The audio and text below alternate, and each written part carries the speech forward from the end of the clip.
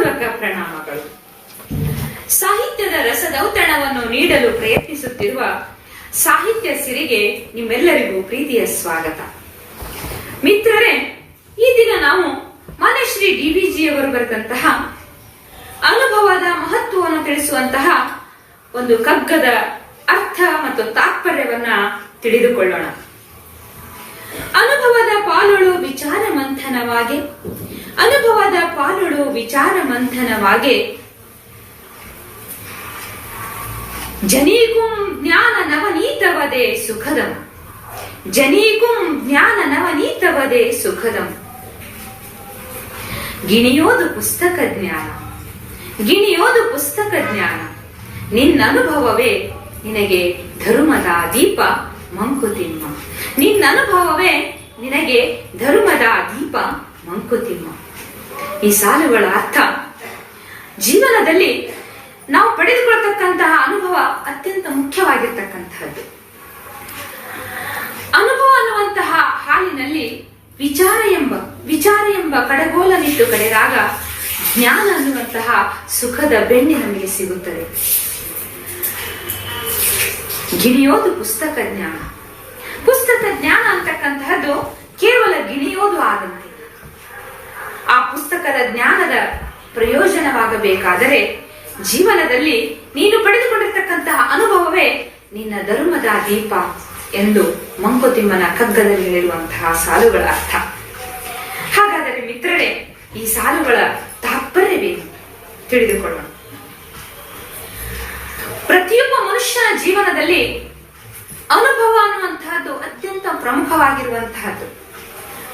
ಅದಕ್ಕೆ ಮಾನ್ಯಶ್ರೀ ಡಿ.ವಿ.ಜಿ ಅವರು ಈ ಕಗ್ಗದಲ್ಲಿ ಹೇಳ್ತಾ ಇದ್ದಾರೆ, ಅನುಭವ ಅನ್ನುವಂತಹ ಹಾಲಿನಲ್ಲಿ ವಿಚಾರ ಅನ್ನುವಂತಹ ಕಡಗೋಲನಿಟ್ಟು ಕಡೆದಾಗ ನಮಗೆ ಸಿಗುವಂತಹದ್ದು ಸುಖದ ನವನೀತ. ನವನೀತ ಅಂದ್ರೆ ಬೆಣ್ಣೆ, ಜ್ಞಾನ ಎಂಬ ಬೆಣ್ಣೆ ನಮಗೆ ಸಿಗುತ್ತದೆ. ಯಾವಾಗ ನಾವು ಜ್ಞಾನ ಎಂಬ ಬೆಣ್ಣೆಯನ್ನ, ಸುಖದ ಬೆಣ್ಣೆಯನ್ನ ಪಡೆದುಕೊಳ್ಳುತ್ತೇವೋ ಆಗ ನಮ್ಮ ಬದುಕು ಹಸನವಾಗುತ್ತದೆ. ಹಾಲಿಗೆ ಹೋಲಿಸ್ತಾ ಇದ್ದಾರೆ ನಾವು ಪಡೆದುಕೊಳ್ತಕ್ಕಂತಹ ಅನುಭವವನ್ನ. ಆ ಹಾಲಿನಲ್ಲಿ ವಿಚಾರ ಅನ್ನುವಂತಹ ಕಡಗೋಲನ್ನು ಇಡಬೇಕು ಅಂತ ಹೇಳ್ತಾ ಇದ್ದಾರೆ. ವಿಚಾರವನ್ನ ಕಡಗೋಲಿಗೆ ಹೋಲಿಸ್ತಾರೆ. ಮಜ್ಜಿಗೆ ಕಡಿಯುವಂತಹ ಒಂದು ಸಾಧನ ಆ ಕಡಗೋಲಿಗೆ ಹೋಲಿಸ್ತಾ ಇದ್ದಾರೆ.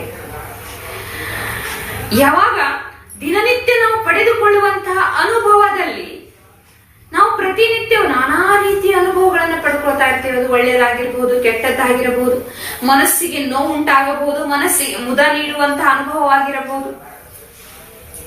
ಆ ಎಲ್ಲ ಅನುಭವಗಳಲ್ಲಿ ನಮ್ಮ ವಿಚಾರ ಅನ್ನುವಂತಹ ಕಡಗೋಲನಿಟ್ಟು ಕಡಿಯಬೇಕು. ಅಂದ್ರೆ ಯಾವುದು ನಮಗೆ ಮುಖ್ಯ, ಯಾವುದು ನಮಗೆ ಹಿತ, ಯಾವುದು ನಮಗೆ ಒಳ್ಳೆಯದು ಅನ್ನುವಂತಹದನ್ನ ಆ ಜ್ಞಾನ ಅನ್ನುವಂತಹ ಬೆಣ್ಣೆ ನಮಗೆ ಸಿಗುತ್ತದಲ್ಲ, ಆ ಜ್ಞಾನ ಅನ್ನುವಂತಹ ಬೆಣ್ಣೆ ಸಿಗಬೇಕಾದರೆ ವಿಚಾರವನ್ನ ನಾವು ವಿಚಾರ ಅನ್ನುವಂತಹ ಕಡಗೋಲನಿಟ್ಟು ಕಡಿಯಬೇಕು. ಅಂದ್ರೆ ವಿಚಾರ ಮಾಡಬೇಕು. ಮಿತ್ರರೇ, ಬಾಲ್ಯದಿಂದ ನಮ್ಮ ವಿದ್ಯಾರ್ಥಿ ಜೀವನದಲ್ಲಿ ಸಾಕಷ್ಟು ಪುಸ್ತಕ ಜ್ಞಾನವನ್ನು ನಾವು ಪಡೆದುಕೊಂಡಿರ್ತೇವೆ. ಪುಸ್ತಕ ಜ್ಞಾನದಿಂದ ಸಂಪೂರ್ಣ ಬದುಕನ್ನ ಕಟ್ಟಿಕೊಳ್ಳಲಿಕ್ಕೆ ಸಾಧ್ಯ ಇಲ್ಲ. ಕೇವಲ ಪುಸ್ತಕ ಜ್ಞಾನದಿಂದ. ಪುಸ್ತಕ ಜ್ಞಾನ ನಮಗೆ ಅತ್ಯಂತ ಪ್ರಮುಖವಾಗಿರುವಂತಹದ್ದು. ಶಿಕ್ಷಣದ ಮೂಲಕ ನಮಗೆ ಬದುಕಿನಲ್ಲಿ ಹೇಗಿರಬೇಕು ಅನ್ನುವುದನ್ನ ನಾವು ಕಲಿತುಕೊಳ್ಳುತ್ತೇವೆ. ಕಲಿಕೆಯಲ್ಲಿ ಪರಿವರ್ತನೆ, ವರ್ತನೆಯಲ್ಲಿ ಪರಿವರ್ತನೆಯನ್ನು ಉಂಟು ಮಾಡುವುದೇ ಕಲಿಕೆ ಅಂತ ಸ್ವಾಮಿ ವಿವೇಕಾನಂದವರು ಕೂಡ ಹೇಳಿದ್ದಾರೆ. ವರ್ತನೆಯಲ್ಲಿ ಪರಿವರ್ತನೆ, ಬಾಲ್ಯದಲ್ಲಿ ಇದ್ದಾಗಿನ ವರ್ತನೆಗೂ ನಮ್ಮ ಬದುಕಿನ ಒಂದು ಘಟ್ಟವನ್ನು ಮುಟ್ಟಿದಾಗಿನ ವರ್ತನೆಗೂ ಸಾಕಷ್ಟು ಬದಲಾವಣೆ ಆಗಿರ್ತದೆ. ಆ ವರ್ತನೆಯನ್ನು ಉಂಟು ಮಾಡುವುದು ಯಾವುದು? ಎಜುಕೇಶನ್. ಆ ಶಿಕ್ಷಣದ ಮೂಲಕ ನಾವು ಪುಸ್ತಕ ಜ್ಞಾನವನ್ನು ಪಡೆದುಕೊಂಡಿರ್ತೇವೆ. ಪಡೆದುಕೊಂಡಿರ್ತಕ್ಕಂತಹ ಜ್ಞಾನವನ್ನ, ಪುಸ್ತಕದ ಜ್ಞಾನವನ್ನ ಕೇವಲ ಪುಸ್ತಕೀಯವಾಗಿ ಜ್ಞಾನವನ್ನ ಇಟ್ಟುಕೊಂಡರೆ ನಮ್ಮ ಬದುಕು ಹಸನಗೊಳ್ಳುವುದು ಕಷ್ಟವಿದೆ ಮಿತ್ರರೇ. ಹಾಗಾದ್ರೆ ಏನ್ ಮಾಡ್ಬೇಕು ನಾವು? ನಮ್ಮ ಈ ಸಮಾಜದಲ್ಲಿ ನಾವು ಹೊರ ಬೀಳ್ತಾ ಇರ್ತೇವೆ. ಒಬ್ಬ ಸಮಾಜದ ಶಾಸ್ತ್ರಜ್ಞ ಹೇಳ್ತಾರೆ, man is animal, but man is social animal. ನಾವು ಸಮಾಜವನ್ನ ಬಿಟ್ಟು ಬದುಕಲಿಕ್ಕೆ ಸಾಧ್ಯವಿಲ್ಲ. ಸಮಾಜ ಜೀವಿಯಾಗಿ ನಾವು ಬದುಕಬೇಕಾಗ್ತದೆ. ಈ ಸಮಾಜದಲ್ಲಿ ನಾವೊಬ್ಬ ವ್ಯಕ್ತಿಯಾಗಿ, ಸ್ನೇಹಿತರಾಗಿ, ಉದ್ಯೋಗಿಯಾಗಿ ಸಮಾಜದ ಇತರರೊಂದಿಗೆ ಬೆರೆಯಬೇಕಾಗ್ತದೆ. ಆ ಬೆರೆತಂತಹ ಸಂದರ್ಭದಲ್ಲಿ ಕೌಟುಂಬಿಕವಾಗಿ ಕುಟುಂಬದಲ್ಲಿ ಪತಿಯೊಂದಿಗೆ, ಪತ್ನಿಯೊಂದಿಗೆ, ಮಕ್ಕಳೊಂದಿಗೆ, ಹಿರಿಯರೊಂದಿಗೆ, ಸಮಾಜದಲ್ಲಿ ನೆರೆಹೊರೆಯವರೊಂದಿಗೆ, ಇನ್ನು ನಾವು ಉದ್ಯೋಗ ಮಾಡ್ತಕ್ಕಂತಹ ನಮ್ಮ ಜೊತೆಗೆ ಕೆಲಸ ಮಾಡ್ತಕ್ಕಂಥವರ ಜೊತೆಗೆ, ಈ ಎಲ್ಲರ ಜೊತೆಯಲ್ಲಿ ನಾವು ಬದುಕನ್ನ ಸಾಗಿಸುತ್ತಿರುವಾಗ ನಮಗೆ ಮುಖ್ಯವಾಗಿ ಸಿಗ್ತಕ್ಕಂತಹದ್ದು ಅನುಭವ. ಹಿರಿಯರು ಹೇಳ್ತಾರೆ, ಅನುಭವದಲ್ಲಿ ಅಮೃತವಿದೆ. ನಾವು ಪಡೆದುಕೊಂಡಿರ್ತಕ್ಕಂತಹ ಅನುಭವ ಏನಿದೆಯಲ್ಲ, ಆ ಅನುಭವ ದಿನನಿತ್ಯ ನಮಗೆ ಸಿಗ್ತಾನೆ ಇರ್ತದೆ. ಅದರಲ್ಲಿ ನಾವು ಏನ್ ಮಾಡ್ಬೇಕಂತಂದ್ರೆ ವಿಚಾರ ಅನ್ನುವಂತಹ ಕಡಗೋಲನ್ನಿಟ್ಟು ಕಲಿಯಬೇಕು. ಇದರ ಅರ್ಥ ವಿಚಾರ ಶಕ್ತಿ ಅನ್ನೋದು ಅತ್ಯಂತ ಪ್ರಮುಖವಾಗಿರ್ತಕ್ಕಂಥದ್ದು. ಮನುಷ್ಯ ಇತರ ಪ್ರಾಣಿಗಳಿಗಿಂತಲೂ ಭಿನ್ನ ಅಂತ ಹೇಳಿದ್ದಾರೆ. ಯಾಕೆ? ಮನುಷ್ಯನಿಗೆ ವಿಚಾರ ಮಾಡುವಂತಹ ಶಕ್ತಿ ಇದೆ. ಹಾಗಾದ್ರೆ ಏನನ್ನ ವಿಚಾರ ಮಾಡಬೇಕು ನಾವು? ಯಾವುದು ಒಳ್ಳೆಯದು, ಯಾವುದು ಕೆಟ್ಟದ್ದು, ಯಾವುದು ನಮಗೆ ಹಿತಕರ, ಯಾವುದು ನಮಗೆ ದುಃಖಕರ, ಯಾವುದನ್ನು ನಾವು ಸ್ವೀಕರಿಸಬೇಕು, ಯಾವುದನ್ನು ನಾವು ತ್ಯಜಿಸಬೇಕು, ಈ ವಿಚಾರವನ್ನು ನಾವು ಮಾಡಬೇಕು. ಆ ವಿಚಾರ ಶಕ್ತಿಯನ್ನು ಹೆಚ್ಚಿಸಿಕೊಂಡಾಗ ಪ್ರತಿನಿತ್ಯ ಹೆಜ್ಜೆ ಹೆಜ್ಜೆಗೂ ನಾವು ವಿಚಾರ ಶಕ್ತಿಯನ್ನು ಹೆಚ್ಚಿಸಿಕೊಳ್ಳುತ್ತಾ ಹೋದಂತೆಲ್ಲ, ಅನುಭವದ ಮೂಲಕ ವಿಚಾರ ಶಕ್ತಿಯನ್ನು ಹೆಚ್ಚಿಸಿಕೊಂಡಂತೆಲ್ಲ ನಮಗೆ ಸಿಗ್ತಕ್ಕಂತಹದ್ದು ಸುಖದ ಬೆಣ್ಣೆ, ಅದುವೇ ಜ್ಞಾನ. ನಹಿ ಜ್ಞಾನೇನ ಸದೃಶಂ ಅಂತ ಹೇಳ್ತಾರೆ. ಜ್ಞಾನಕ್ಕಿಂತ ಮಿಗಿಲಾದ ಈ ಜಗತ್ತಿನಲ್ಲಿ ಬೇರೆ ಯಾವುದೂ ಇಲ್ಲ.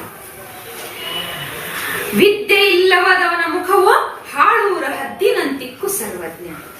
ಯಾರಿಗೆ ವಿದ್ಯೆ ಇರುವುದಿಲ್ಲವೋ, ಯಾರಿಗೆ ಜ್ಞಾನ ಇರುವುದಿಲ್ಲವೋ, ಅವರ ಬದುಕಿನಲ್ಲಿ ಮುನ್ನಡೆಯುವುದು ತುಂಬಾ ಕಷ್ಟ. ಹಾಗಾಗಿ ಹೇಳ್ತಾರೆ, ಶಕ್ತಿಗಿಂತ ಯುಕ್ತಿ ಮೇಲೆ. ಯುಕ್ತಿ ಅಂತಕ್ಕಂತಹದ್ದು ಅತ್ಯಂತ ಪ್ರಮುಖವಾಗಿರ್ತಕ್ಕಂತಹದ್ದು ಮಿತ್ರನೇ.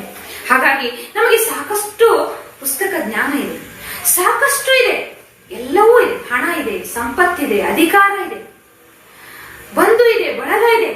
ಆದರೆ ಅದೆಲ್ಲದರ ಜೊತೆಗೆ ನಮ್ಮನ್ನ ನಾವು ಹೊಂದಿಸಿಕೊಂಡು ಹೋಗುವುದು ಹೇಗೆ ಅನ್ನುವುದೇ ಆ ಜ್ಞಾನ. ಆ ಜ್ಞಾನದಿಂದ ನಮ್ಮ ಬದುಕನ್ನ ನಾವು ಸುಂದರವಾಗಿಸಿಕೊಳ್ಳಲಿಕ್ಕೆ ಸಾಧ್ಯ. ಗಿಣಿಯೋದು ಪುಸ್ತಕ ಜ್ಞಾನ.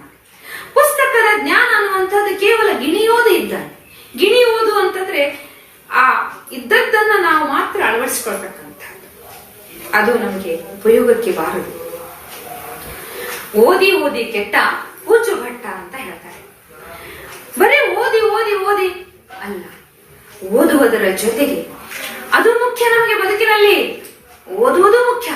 ಓದುವುದರ ಜೊತೆಗೆ ನಾವು ಓದಿದಂತಹ ಪುಸ್ತಕಗಳಲ್ಲಿರುವಂತಹ ಜ್ಞಾನವನ್ನ ನಮ್ಮ ಬದುಕಿಗೆ ಅಳವಡಿಸಿಕೊಳ್ಳುವುದರ ಮೂಲಕ, ಜ್ಞಾನವನ್ನ ಗಳಿಸುವುದರ ಮೂಲಕ, ಅನುಭವವನ್ನ ಪಡೆದುಕೊಳ್ಳುವುದರ ಮೂಲಕ, ನಿನ್ನ ಅನುಭವವೇ ನಿನಗೆ ಧರ್ಮದ ದೀಪ. ನೀ ಏನು ಜೀವನದಲ್ಲಿ ಅನುಭವಗಳನ್ನ ಪಡ್ಕೊಳ್ತಾ ಇರ್ತೀಯಲ್ಲ, ಅದು ನಿನಗೆ ದಾರಿ ದೀಪವಾಗುತ್ತದೆ.